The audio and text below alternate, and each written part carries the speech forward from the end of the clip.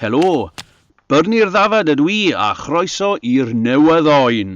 Ym Mhenawdau heddi, mae'n cyfeillion yng Ngwasanaeth Tân ac Achub De Cymru'n parhau i weithio'n galed i ostwng nifer y tannau glaswellt bwriadol ar draws De Cymru, yn arbed fy ffrindiau'r defed rhag cael eu hanafu neu llosgi.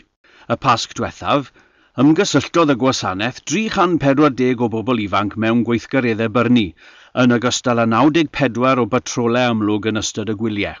Gweithiodd Gwasanaeth Tân ac Achub De Cymru yn galed yng nghymunedau De Cymru a arweiniodd hwn at ostyngiad o 50% y nifer y tannau glaswellt bwriadol yn ystod y flwyddyn ddiwethaf. Mae hwnna'n newyddion da. Ond, efallai bydd cyfanswm tannau glaswellt bwriadol yn lleihau, gwelodd yr ardaloedd hynny sy'n bwysig i mi gynnydd o 5% mewn cynnau tannau glaswellt. Mae hwn yn anerbyniol. Mae tannau glaswellt bwriadol yn dal i beryglu bywydau. Fy ffrindiau'r defed, yr ymladdwyr tân sy'n taclo tannau a'r bobl hynny sy'n gysylltiedig ag argyfyngau gwirioneddol. Tân mewn tŷ neu car sydd wedi bod mewn gwrthdrawiad.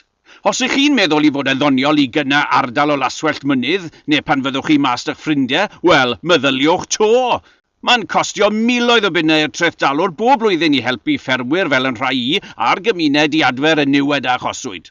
Mae hynny'n golygu bydd llai o arian yn cael ei wario ar eich ardal leol, a gall hynny olygu eich bod yn fforwelio a chanolfan ieuenctid newydd neu sinema. Mae yn angwylltio i!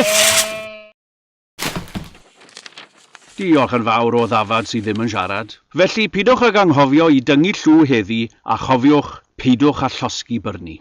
Dyna'r cwmwl gennym ni yma ar y newydd oen. Nos da.